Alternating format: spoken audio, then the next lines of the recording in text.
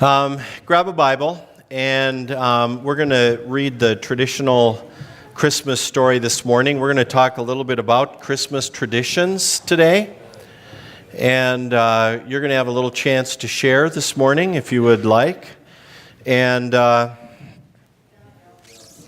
we're going to read the traditional Christmas story, Luke chapter 2 in our church Bibles. It's page 851, if that's what you're looking at, 851, Luke chapter 2.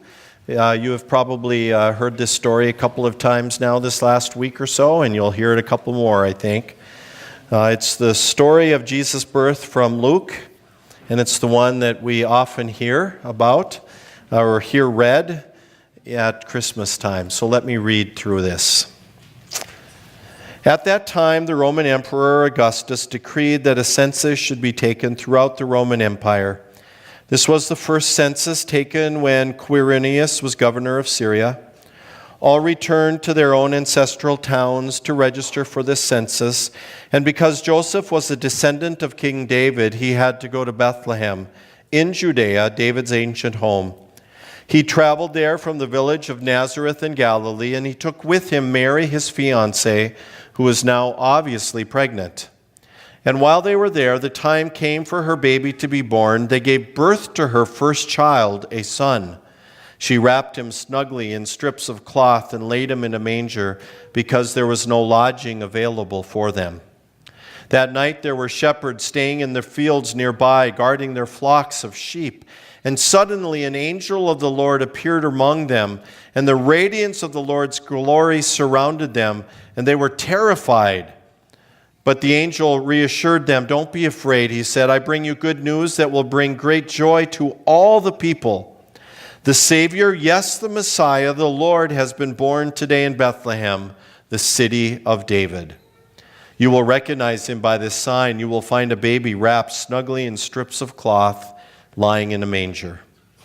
Suddenly the angel was joined by a vast host of others, the armies of heaven, praising God and saying, "Glory to God in the highest heaven, and peace on earth to those whom God is pleased." When the angels had returned to heaven, the shepherds said to each other, "Let's go to Bethlehem. Let's see this thing that has happened, which the Lord has told us about." They hurried to the village and found Mary and Joseph, and there was the baby lying in the manger. After seeing him, the shepherds told everyone what had happened and what the angel had said to them about this child. All who heard the shepherd's story were astonished, but Mary kept all these things in her heart and thought about them often. The shepherds went back to their flocks, glorifying and praising God for all they had heard and seen. It was just as the angel had told them. So in just a moment, I'm going to have a few of our staff people come up, and they're going to help me with the message today. We have church services 4 days in a row, last night, today, tomorrow, and Tuesday. And so at this Sunday, on this time of year, I've often tried to do something a little different in regards to the worship service that I've been planning. And I have always felt like Christmas traditions are really important. One of the great blessings that my parents gave to me and to my siblings was the development of some Christian traditions, but they didn't just say carry on these traditions. They said when you are off on your own, establish some of your own traditions. And so my family has done that.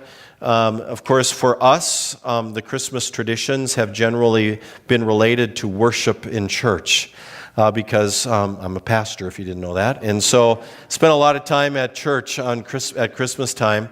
And that actually still continues. My daughter over here is going to sing, I think, a duet with Beth tomorrow night at our Christmas Eve service. My son will be here, hopefully any time from Minneapolis, and he'll be playing in our worship. And it's just been part of what we do, but it's part of our Christmas tradition. And so we're going to talk a little bit about Christmas traditions. But you listen to me all the time, so I decided to ask a few of our staff people if they would like to help with today's message, and they agreed to, begrudgingly, but they agreed to.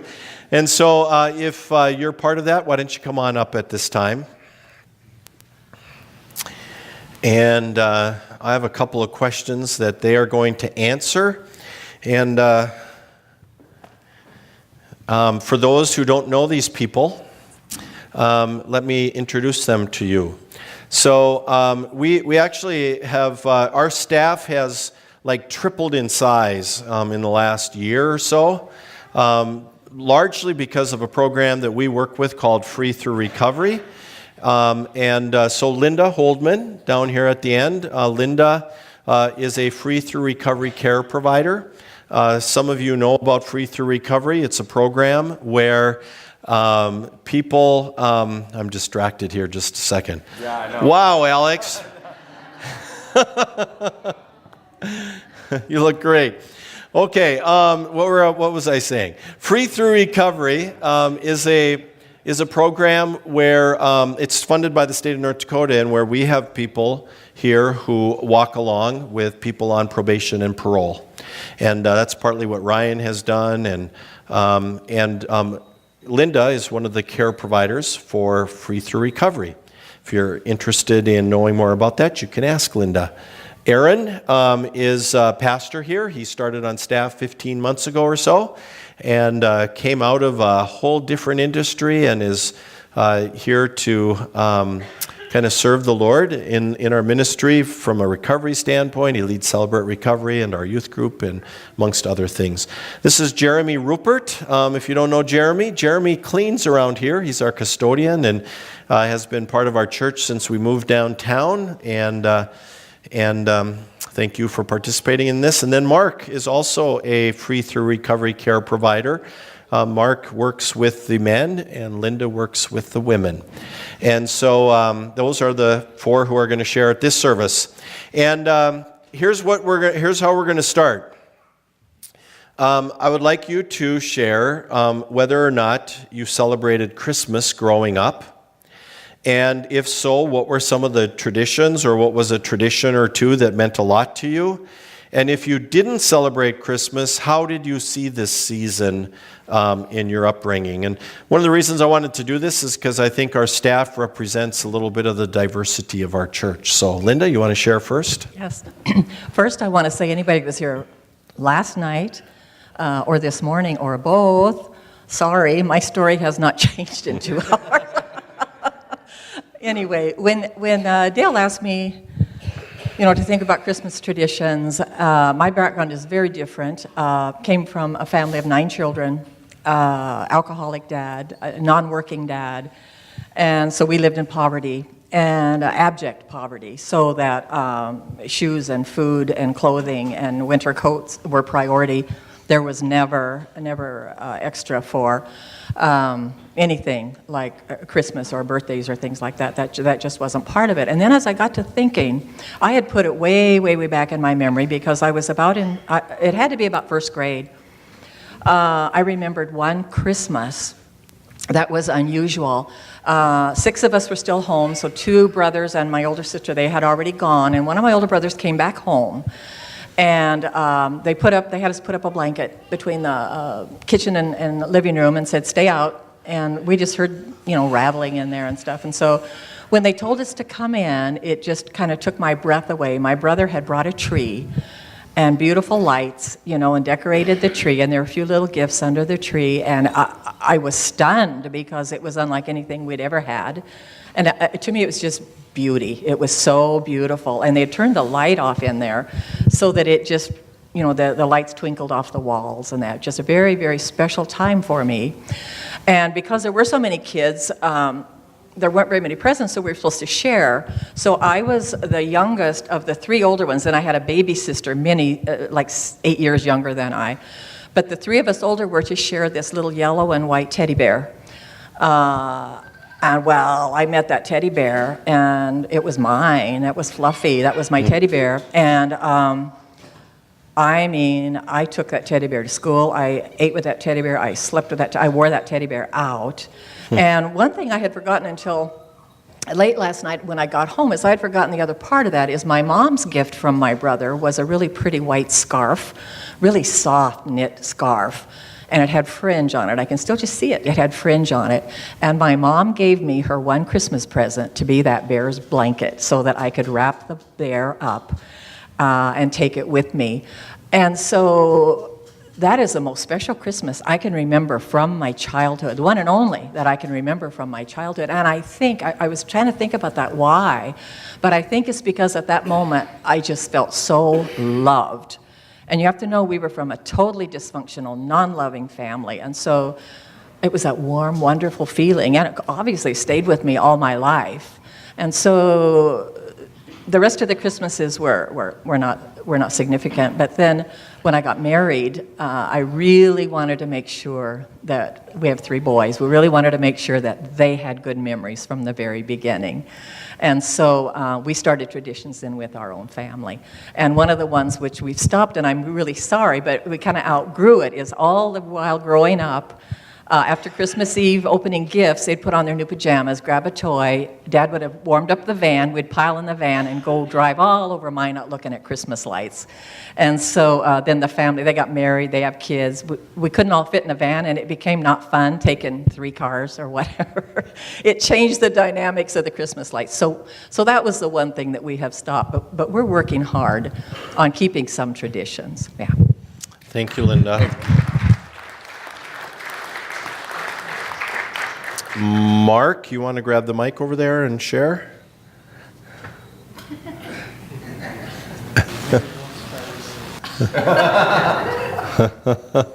I need a little preview here before my film comes on.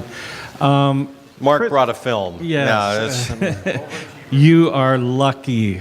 This is an old film. And I have to start with a preview. My grandma Agnes was the matriarch of our family, and almost all of the Christmas traditions came from her family. Christmas was generally celebrated at her house, and she is the one that held our family together. I don't know what would have happened without her. My grandpa was an alcoholic. Physically abusive to my dad and the other kids.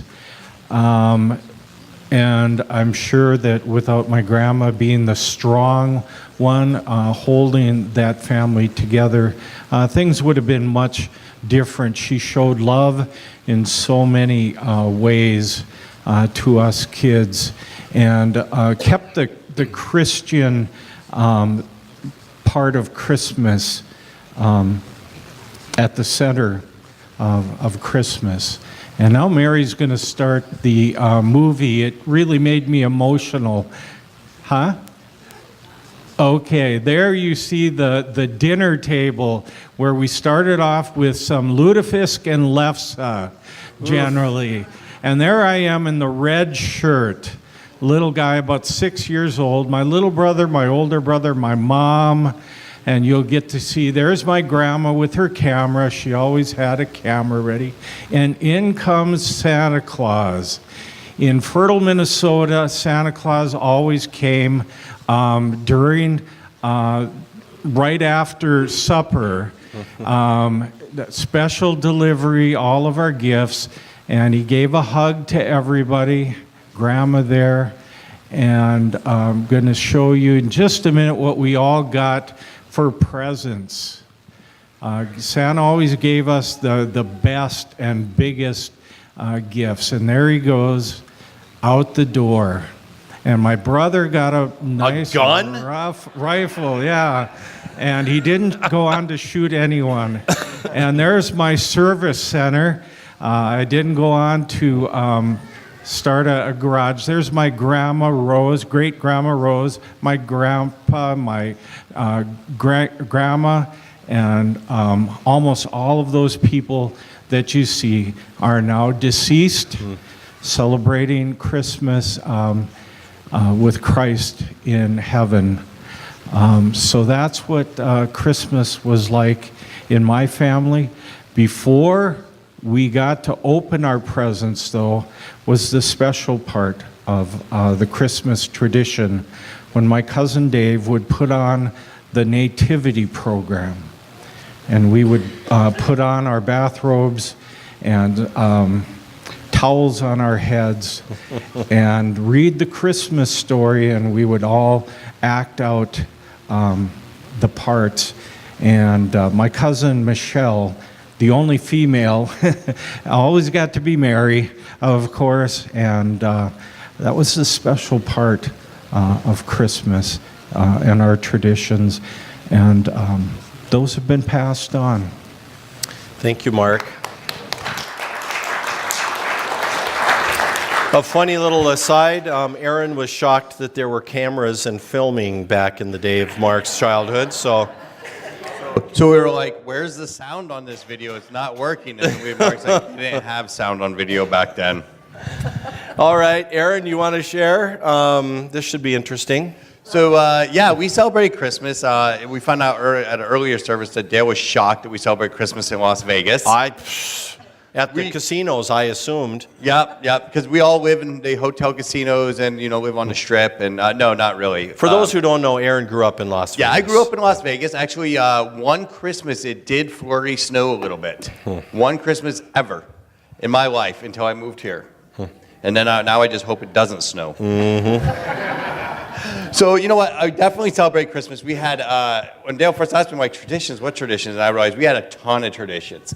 And one of the traditions we had was we always had to decorate the Christmas tree. So I figured it would be easier to show you, opposed to try and talk about it. That was a major thing that we had to do every year. And I remember when we got a fake tree, I thought it was going to be a fake Christmas because we didn't have a real tree anymore. That was almost a single tear shed from my eye as a child. But you know what? What really I want to focus on is one of the biggest Christmas traditions was all about family. Christmas Eve was a big deal.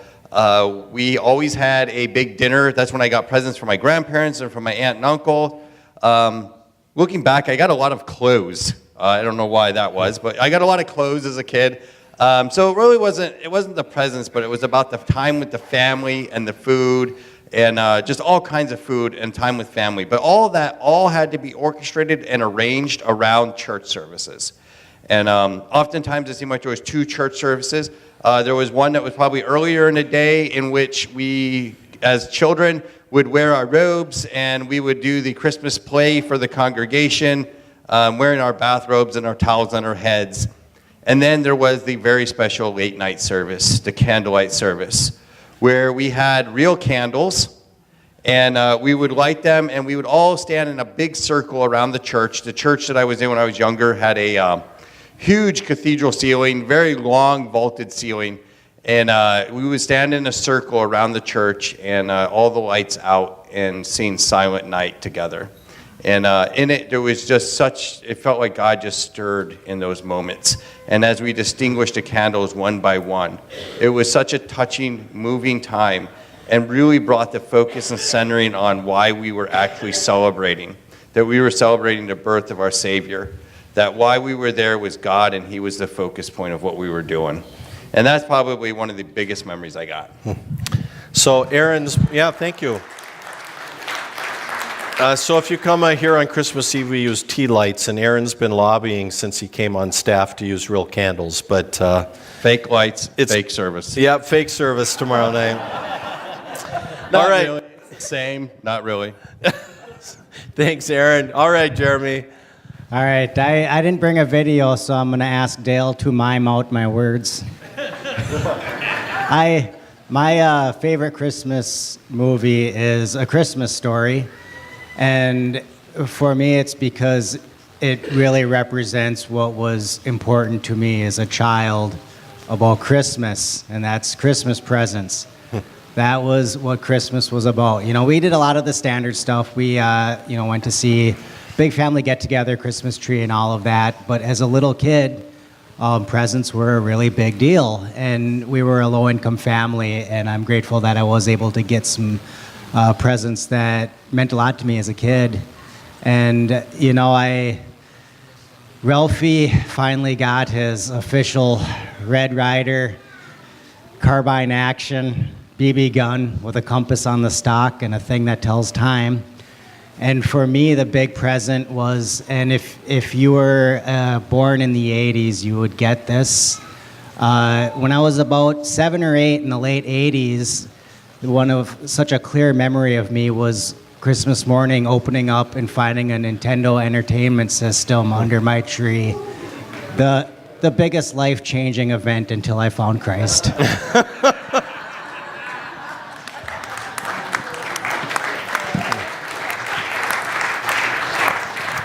Thank you, Jeremy. All right, so here's the next question they're going to answer. So I've shared with you that I love the holidays of our faith. I love Easter. I love Christmas. And it's really because it's why I do what I do.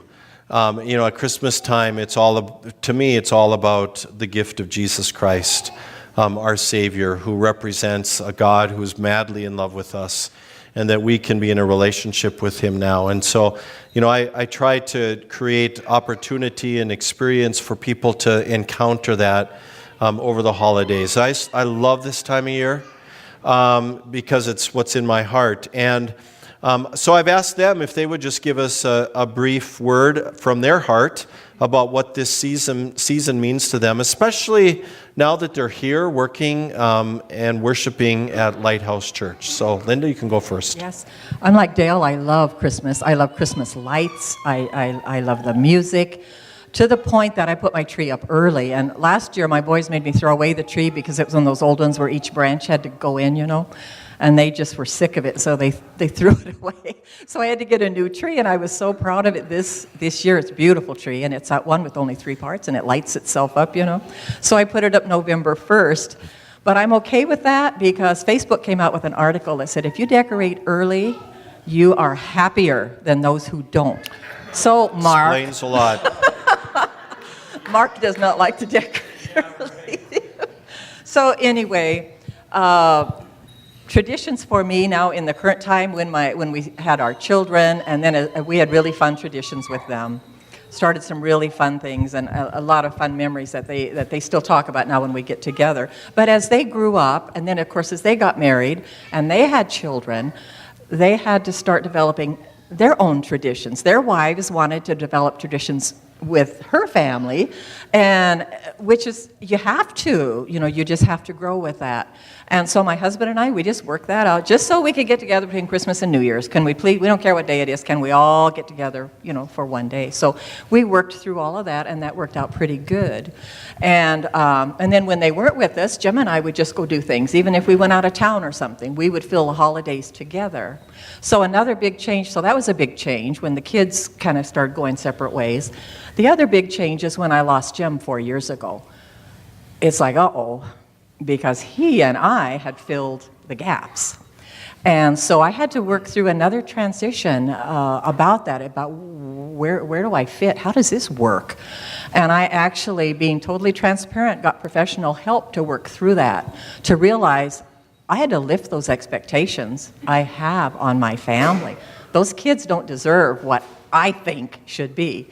And so once I got through that, the Lord helped heal me. It was so freeing. That's the only way I can express it. It freed me so that I can be full of joy just sharing with others, celebrating with others. And so when Dale really reached out to me, when I started coming to Lighthouse and started involving me, and when I started working in Celebrate Recovery, it's just one of the... I can't think of a better job to be doing at this stage of my life, to be investing my life in others. And I think something the Lord's just taught me over the many, many years is that it's about giving all year, not Christmas. It's about giving. The Lord blesses us so we can bless others. The Lord doesn't bless us to hoard those blessings. The Lord blesses us so that we can pour those out. So I'm so thankful because through all of those transitions I've gone to, the Lord has restored my joy. The Lord has given me a family. I'm very loved. I'm very accepted. And that's what He does. He's faithful. He provides for us. He restores us. I want to add one little point. My son was here at the early service. I've never shared with my kids much about my past because it's not a pretty story. There's some ugliness all through that, and I don't need to share it. That's done. And he hadn't ever heard, my earlier story. And so after church, he said, "Mom, you have got to write that story." And so to me, if it spoke to him, that's going to be a blessing, to me. So I just thank the Lord for that. I thank the Lord for his faithfulness, for what he's done. And I love celebrating Christmas and celebrating Jesus. Thank you, Linda. Go ahead, Jeremy. For most of my adult life, the best thing about Christmas was getting it off for work so I could get drunk for an extra day. I've mostly been indifferent to holidays. I wasn't a Christian, so Christmas was just kind of another fake holiday that I would feel even more lonely at. I was indifferent to it until the Christmas before last, which was my first Christmas as a Christian, and suddenly it changed. Today I love Christmas. I love the holidays. I love Christmas and Easter. Christmas means a lot to me. It was just so neat for me experiencing the services and all this Christmas stuff, and actually knowing that the story of Christmas is real. And that the most important thing that ever happened, we're celebrating. So Christmas now means a lot to me, and this is my third Christmas as a Christian, and it really is for me, especially as an early Christian. It's about Jesus. It's about the Christmas story. It's about the movie A Christmas Story. No, it just means a lot to me, and it seems like during the Christmas time, my understanding of what Christ did and what God did for us just grows, and I'm just so grateful for it. And thank you. Thanks, Naomi. Go ahead, old Christmas tree. So yeah, for me, Christmas has, as far as now working at Lighthouse, it's changed a lot. There's actually a little bit of a grieving process of that I don't get to spend Christmas with my family anymore because I'm here. They're 1,500 miles away. They're actually the last 10 to 15 years. There was always a Christmas photo, much like you saw many people taking photos up here. Mm-hmm. We did a Christmas photo with all of the family pretty much every year. And a lot of times I now for the last 2 years I've been here, so I can't really be there with them for Christmas. But what started is a completely new tradition where I'm realizing that I ask God to play His will out in my life, and in seeking His will in my life, He's put me here to serve at Lighthouse Church, and that means I get to celebrate Christmas with all of you guys, with my Lighthouse Church family, and it also means that those services that were so important to me around the Christmas holiday season that are part of my childhood memories, I now get the gift of being part of your guys' Christmas celebrations. And I get to see pretty much all of the Lighthouse family through the holiday season here. I get to be a part of your holiday season. And maybe there's something part of our ceremonies and our services through the Christmas season that, might become one of the youth or one of yours or one of your kids' memories that they think about, and maybe they'll be up here sharing about someday themselves. Thank you, Aaron. All right. Last but not least, Mark. Well, I guess for me, Christmas has always been about family, and it's also been about worshiping Christ in a church with my church family. Being a pastor for 19 years, it's always meant a lot to feel at home with people that I have known and loved and shared a lot of ups and downs with. And coming here to Lighthouse and being part of this ministry now, I've gotten to be emotionally invested in a lot of the guys that I work with. And it's so gratifying to see the changes in some of the men as they grow closer to Christ.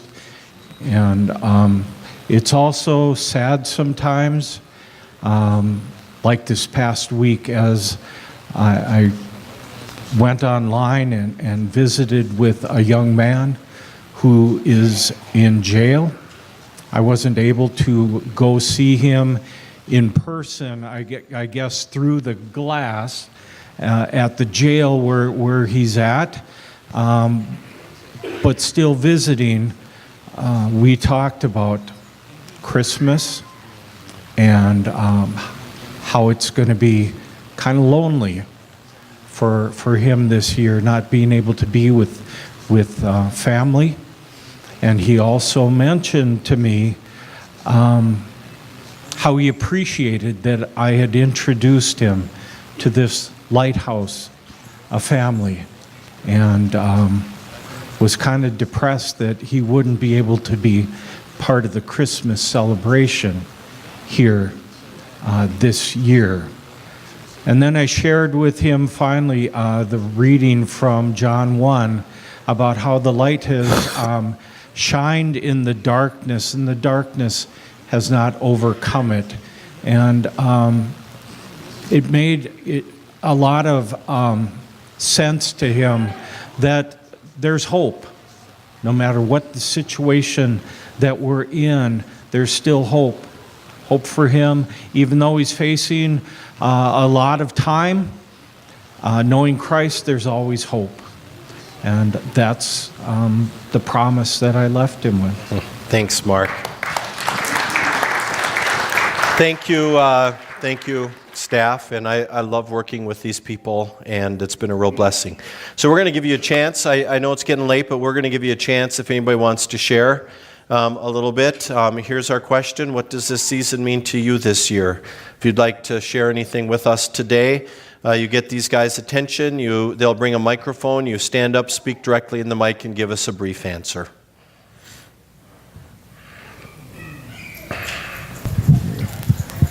Good morning, everyone. I'm Jamie.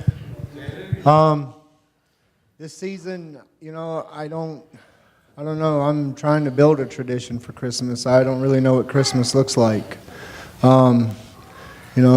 It's the past has not been well, but thanks to Jennifer's idea last week about the birthday cake, I really like that idea because I do need to celebrate Christmas for what it really is. The birth of my Lord and Savior. And I'm trying to build a new tradition this year. That's going to be my tradition, is celebrating the birth of Jesus instead of worrying about the emotions and the feelings that's going to come with from the past. Thank you, Jamie.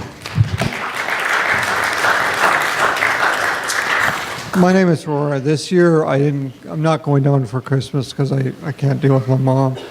So also I'm trying to find traditions and find out what my traditions on holiday. So right now holiday is going to be really rough. I know I have the program, but I'm still going to spend a lot of time alone with my cat. So I'm trying to figure out what traditions and do a lot of the church service. So yeah, that's what I'm doing for Christmas. Thanks for sharing, Aurora.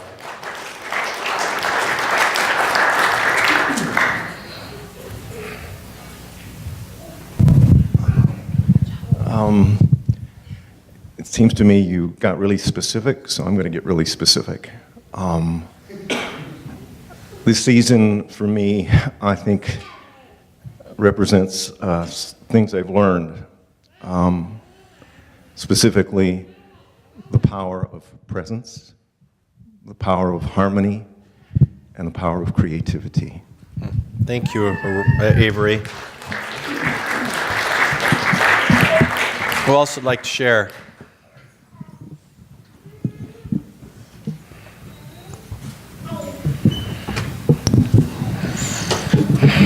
Hi, my name's Holly. Hi, Holly. This season to me is being able to be with supportive people, sober people, and being happy, enjoying the time that I have here. Thanks, Holly. Glad you're here.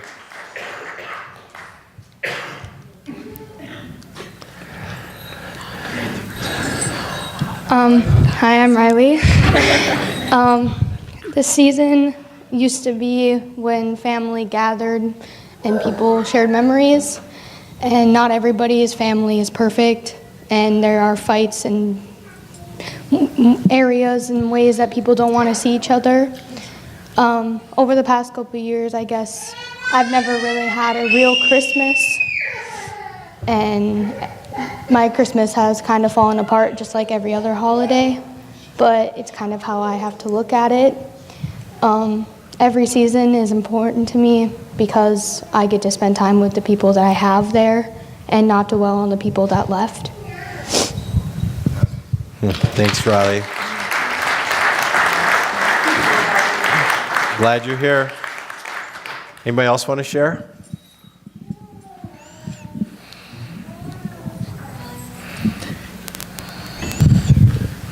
Hi, I'm Jessica. This season, the last couple years have been kind of a bah humbug for me, and I just kind of barely skated by, putting a smile on my face for my kids. But this season, I'm determined to make it different. I'm focused on what the meaning of Christmas is and making new traditions this year. My family dynamics look different this year, and it's been difficult. But instead of focusing on that, I'm focused on the fact that I'm very blessed for what I do have, and I know I have more than some people do. So just being grateful for what I do have. Thank you, Jessica.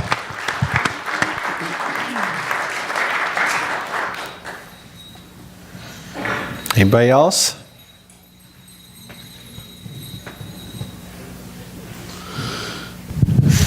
What's going on, family? I'm grateful to have a roof over my head. I'm grateful to have a church to come and pray to, come and worship with other people. It means a lot to me to actually be able to get out of the high rise and get out of my comfort zone and come and visit you guys. So thanks. Thanks, Dempsey. Merry Christmas. I guess the season means a lot for me as well as for you. Just the belongingness is what it means to me. Thank you.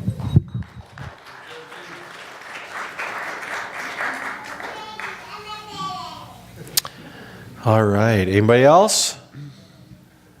Going once? Going twice? So, whatever this week holds for you, I hope you have a very blessed Christmas. And if you're here, we'll have a great time celebrating the gift of Jesus together. We're